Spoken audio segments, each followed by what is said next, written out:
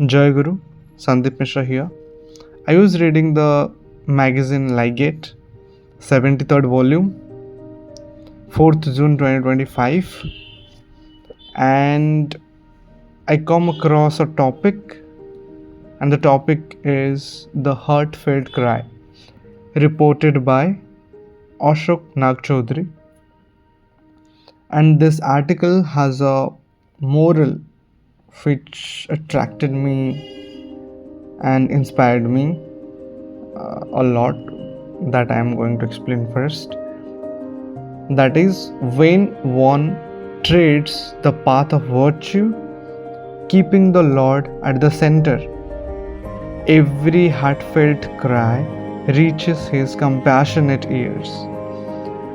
So when someone treads the path of virtue, keeping the Lord at the center, every heartfelt cry reaches his compassionate ears, means Lord's compassionate ears. To support this, he has explained a story. A girl from a village, while on the way, she is being attacked by a tiger, and the tiger pinned her on the floor with his paw, and the tiger was huge, and it was like, she was not able to lift the tiger because tiger was going to kill her, eat her. So under the dense canopy of Dern, Daimanti Lohar of village Rahimabad rose from her cottage to tend her cattle, cow and calf. She moved towards the pasture, unaware that fate had ambushed her. A tiger sprang forth, pinned her to the earth. So basically, the tiger attacked her while she was going out to make her cattle roam around and eat something, eat the grasses and all, whatever people do. Immediately the tiger attacked. Down the sank, her limbs powerless. It was explaining how powerless she was against the tiger. Tiger was huge, definitely. Down she sank, her limbs powerless under the beast's weight. Beast here is the tiger. Every second stretched into eternity as its hot breath streamed her face. Though both were face to face, right? She was laid on the ground and tiger was over her, and the face of tiger and her face, it was just face to face in front, and the tiger's hot breath was streaming her face, definitely. And it was a horrible moment, as it was explained. Hope dwindled, survival seemed a distant dream. Then with her final reserve of strength, whatever strength remaining with her, she summoned Thakur's name. O Lord, have mercy. Deliver me from this terror. Help me from this terror. To her astonishment, the tiger paused. All of a sudden, the tiger stopped. Its snarling muzzle lifted, nostrils flaring as though scents beyond the forest reached. Slowly, almost reverently, it withdrew its massive paws. So, all of a sudden, tiger stopped and went back, took a step back. Radha felt that immense weight lift from her chest and rolled aside, gasping. So the tiger was huge and it was over her. Now tiger went back, so Radha got relieved.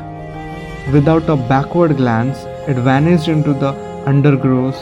So tiger, without looking back, it just vanished inside the deep green forest. It went back.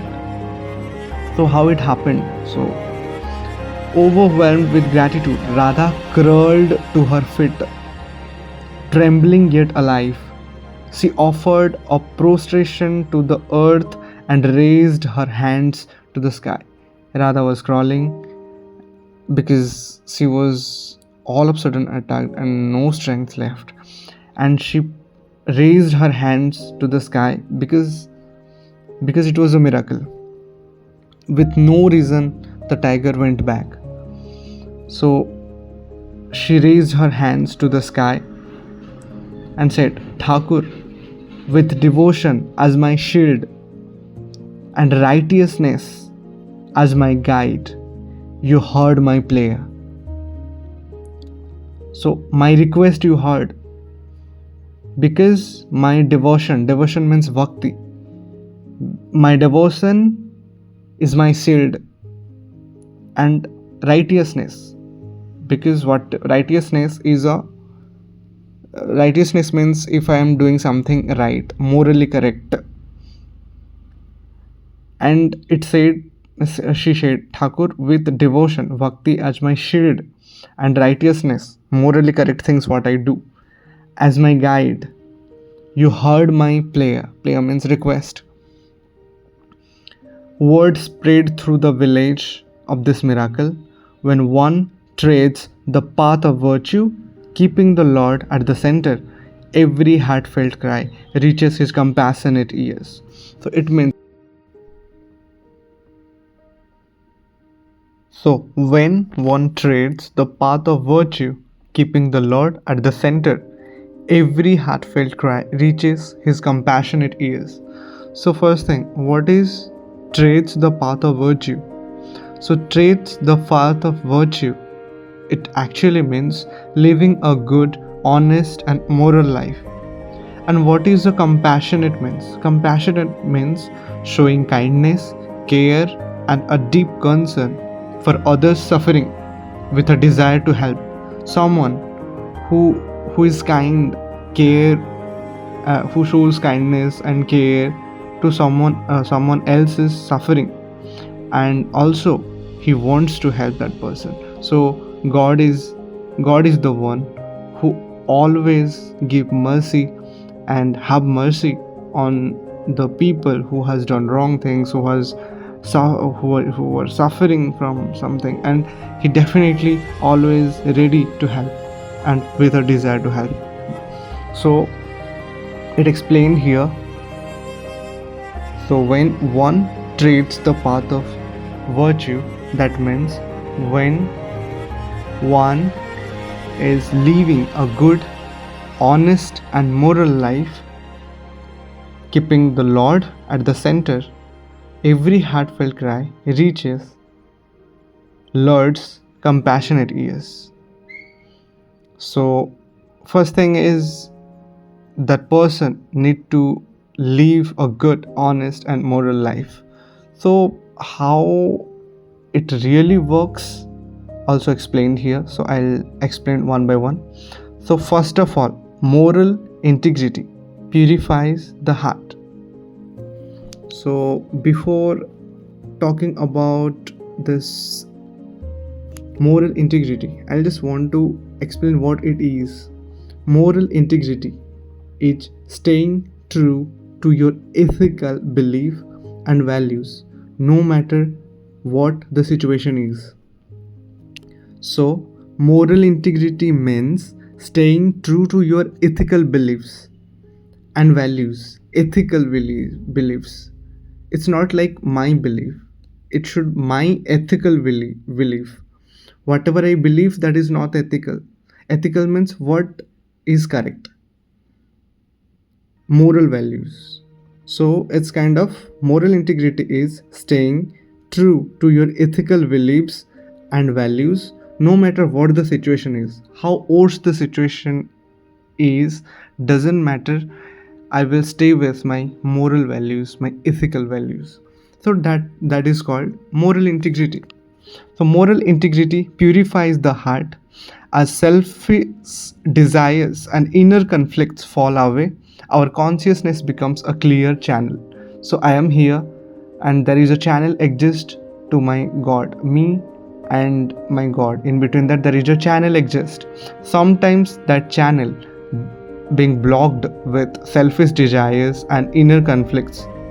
So these are the blockers So once we remove these selfish desires, we eliminate these selfish desires and the inner conflicts. So once we follow our moral integrity, our heart gets purified and the selfish desires and inner conflicts fall away. Our consciousness becomes a clear channel. So whatever request we have, it directly reaches to our God. Like a polished mirror. We know in a mirror, if it's polished, so everything reflects clearly. So like a polished mirror, it can reflect divine light unimpeded. So our play resonates directly with the Lord's compassionate nature. Compassionate nature, always helping nature. God will our plea, that means our request, reaches to the God, and He definitely helps us because He has a compassionate nature. Second thing is, first thing we talked about moral integrity, that purifies our heart and our channel clears out and God hears us. Then second is sustained devotion generates an inner belief. Second is sustained devotion generates an inner vibration, often called bhakti or love, that tunes our being to the frequency of grace. In many spiritual traditions, the divine is understood to be omnipresent and omniscient. Omnipresent means present everywhere, and omniscient means know everything. So God is present everywhere and knows everything. It is believed in many spiritual traditions. This vibrational harmony makes us more perceptible to Him. What is perceptible? Perceptible means more visible, more felt, like more reachable. So this vibration, what the sustained devotion generates an inner vibration that is called bhakti or love. So our love, our bhakti makes us more visible to Him. It's the second point.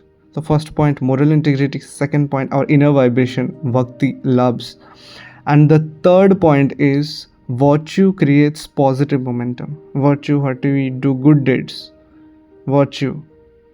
In this cosmos of cause and effect, karma, good actions sow seeds of good fruit. So how we will sow how we will do, we'll get the same. If we do good, we'll get good. So when we act selflessly, we accumulate not only moral credit but also an openness to receive. So here we are talking about to act selflessly, moral credit but also an openness to receive. Our righteousness removes the subconscious blockages. When we do morally correct things, that means righteousness. When we do morally correct things, then the subconscious blockages which block the path from me to my God, that channel, the blocks, fear, guilt and anger are the blockers. So righteousness, doing morally correct things, removes our fears, our guilt, our anger. If we are doing right, then we do not have any fear, we do not have any guilt, and we do not have any anger. So our righteousness removes the subconscious blockages, fear, guilt, anger that might otherwise muffle our prayers. And finally, these three things: first is moral integrity, second is sustained devotion, and third is virtue, what we did, karma. If we do good, we get good. And finally, centering our identity in the Lord shifts our focus from I to we. When we are following our Lord, when we surrendered ourselves to the Lord, then there is no selfness. It's not I now, it's we, me and my Lord. And even my neighbors, my people, everyone, it's now not concentrated on me. So there is no self-centric, nothing self now left, because I have centering my identity in the Lord. So a selfless player born of genuine surrender rather than mere wishful thinking strikes the deepest chords of divine love. Thus, in a life rooted in dharma, and devotion, every heartfelt cry naturally finds its way to the Lord's compassionate ears. So it's all about our good deeds, our moral integrity, our bhakti, and our love towards our supreme God. So all these things makes the blockages remove from the path, and our voice clearly reaches to our God. So this was all about this topic. Jai Guru.